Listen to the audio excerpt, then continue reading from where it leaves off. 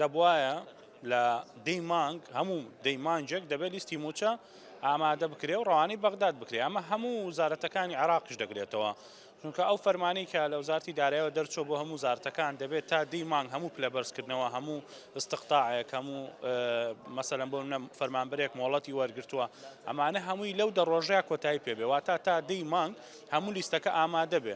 دواتر بەرە هەر وزارەتێک کە تەوقیتێکی بۆ دانراوە لیستەکە ڕەوانەی وزارەتی دارایی عێراق دەکەن. بەڵام تا ئێستا ئەوەی کە لە وزارەتی دارایی هەرێمی کوردستانەوە تا ئێستا لیستی موچە ڕەوانەی بەغداد نەکراوە. هەم لە هەمان کاتیشدا میزان مراجعی مانجێک لە هەمان کات هێشتا تەواو نەبوو، نەگەیشتۆتە بەغداد.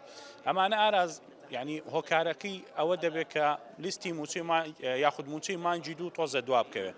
ئەگەر بێت و لەم ماوەیەدا تا ئەو کاتەی تەمویلی وزارەتەکان دەست پێ بکات، چونکە دەزانین لە 20 مانگە ڕاستەوخۆ وزارەتی دارایی عێراق دەست دەکات بە تەمویلکردنی وزارەتەکانی خۆی.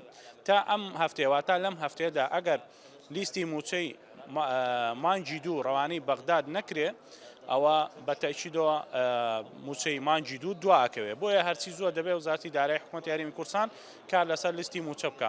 لە ئەمان کاتیشدا یەکێک لەو شەرتانەی کە دەبێت بۆ ناردنی موچەی مانجی دوو میزان مراجعی مانجیەکە کە چۆن ئەو پارەی موچەی مانجیەک سەرف کراوە لەسەر چ ئەساسێ یاخود بەچێ دراوە. ئەمانە هەمووی دەبێت یەکلا بکرێتەوە